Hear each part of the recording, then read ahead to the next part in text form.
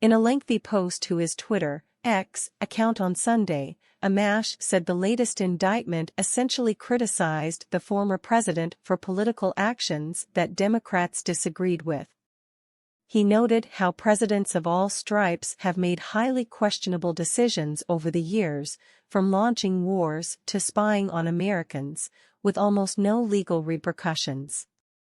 "I may not like Trump, but I love our Constitution, so I feel compelled to speak out." The latest indictment, which I encourage everyone to read, attempts to criminalize Trump's routine misstatements of fact and law in connection with the 2020 election. "But this is precisely the sort of wrong that must be addressed politically under our Constitution, not criminally," he said.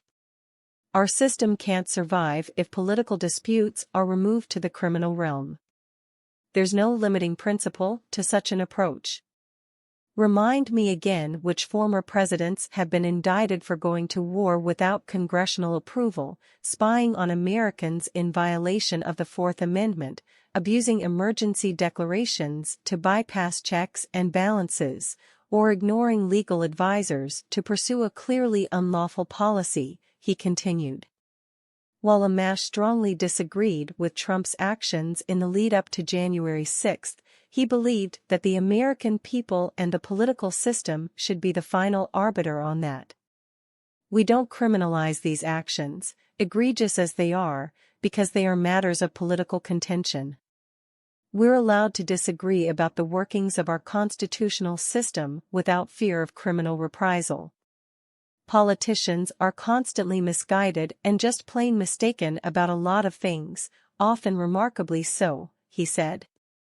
"It endangers all Americans to begin treating politicians' false beliefs regarding political or constitutional matters, even when they're obviously wrong, as criminal offenses," he concluded.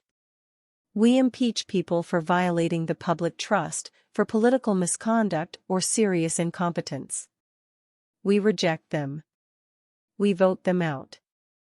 We never again elect them. We don't imprison them."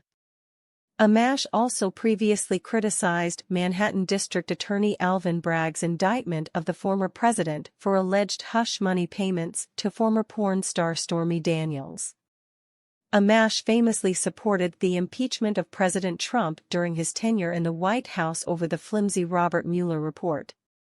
He also called Republican House Speaker Kevin McCarthy conniving and fundamentally dishonest after tape recordings emerged of McCarthy in early 2022 excoriating Trump on a private conference call with other GOP leaders.